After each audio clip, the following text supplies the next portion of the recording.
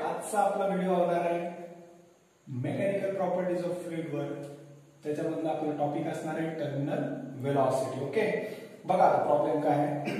A small metal sphere of mass m and a density d1 when dropped in a jar filled with a liquid moves with a terminal velocity. After some time the viscous force acting on the sphere is, where d2 is the density of the liquid and g is acceleration due to gravity, and these are the options. Okay, तर आपला जो topic आहे terminal velocity. आता terminal velocity means म्हणजे काय की ही एक constant velocity आहे. ज्यावेळेस तो स्पेअर त्या लिक्विड मध्ये फॉल करेल आणि जेव्हा तो डाऊनवर्ड डायरेक्शनला जाईल तर एका पर्टिक्युलर टाइम नंतर त्याला एक कॉन्स्टंट वेलोसिटी मिळते आणि तीच वेलोसिटी असते त्याची टर्मिनल वेलोसिटी. ओके, तर आपल्याला माहिती आहे की ज्यावेळेस तो स्पेअर एका विस्कस फ्लुइड मधून खाली जात असतो त्यावेळेस त्याच्यावर तीन फोर्स ऍक्ट होतात.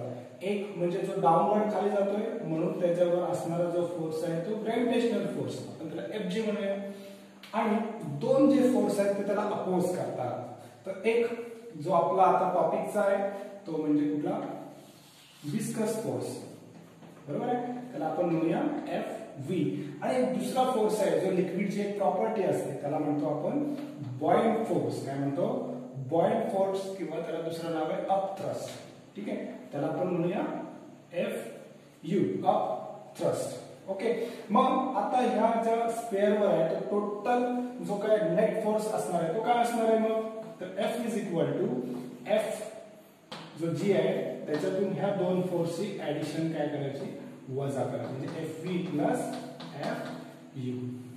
बट आता आपला टॉपिक कोणाशी रिलेटेड आहे, तर टर्मिनल वेलोसिटीशी रिलेटेड आहे. तर टर्मिनल वेलोसिटीच्या वेळेस हा जो नेट फोर्स असतो तो काय असतो, झिरो असतो. लक्षात ठेवा, काय असतो, झिरो. हा इक्वेशन काय होईल, तर आपण काय करूया, हा झिरो होणार आहे, मी याला इकडे नेऊया. मग काय होईल आपलं equation, Fv plus Fu is equal to Fg.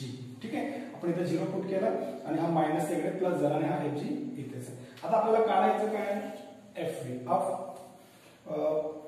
Viscous force. Okay, मग आपण काय करूया, आता याच्यामध्ये इक्वेशन पुट करूया.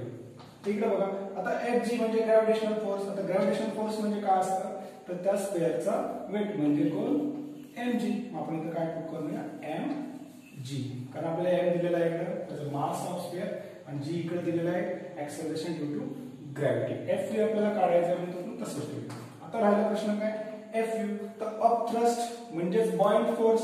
तर बॉइंड फोर्स पण काय असतो, एक प्रकारे इथं ज्यावेळेस तो स्पेअर त्या लिक्विड मध्ये असतो तेव्हा किती मास त्यांनी डिस्प्लेस केलेला असणार तो असतो. मग तो पण त्याच फॉर्मॅट मध्ये असतो, mg च्या. कोणत्या फॉर्मॅट मध्ये असतो, वेटच्या तेवढंच वेट असणारा फ्लुइड काय करतो, डिस्प्लेस करतो बॉइंड फोर्स मध्ये. मग आपण तिथे सुद्धा तोच इक्वेशन घेणार आहोत. पण आपण आता इथे काय करणार आहोत, या मासची किंमत टाकणार. तर आपल्याला माहिती आहे की त्या लिक्विडचा मासचा विचार करतोय. मग आपल्याला माहिती आहे की मास म्हणजे काय असतं, तर आपल्याला डेन्सिटीचा फॉर्म्युला आहे. तर density equal to mass upon volume. तर मग इथं मासचा फॉर्म्युला काय भेटेल, डेन्सिटी इनटू व्हॉल्यूम. आपण इथं तिथं तो पुट करू. मग Fv is equal to Fv plus mass च्या ऐवजी आपण काय टाकणार, volume into density into g is equal to mg. Okay, आता इथे परत आपलं व्हॉल्यूम आलं. व्हॉल्यूम म्हणजे काय, तर परत हाच फॉर्म्युला वापरायचा, मास अपॉन डेन्सिटी. ठीक आहे, आता आपण जी डेन्सिटी वापरणार आहोत ती डेन्सिटी त्या स्पेअरची वापरणार आहोत. मग इथं काय होईल, Fv plus mass upon density त्याची किती आहे, d1, आणि हा आपला d2 इंटू g mg. आता हा इक्वेशन का प्लस आहे, इकडे काय होईल, minus. Therefore Fv is equal to mg minus m upon d1 d2 into g. तर कॉमन काय निघेल बघा, mg आणि ब्रॅकेट मध्ये काय निघेल 1, इथे d2 अपॉन d1 आणि हा F म्हणजे कोण, आपला विस्कस फोर्स, आणि तोच आपल्याला काढायचा आहे. बघा या इक्वेशन मध्ये कुठे, तर हा इकडे आहे. ठीक आहे, समजलंय, बेस्ट ऑफ लक.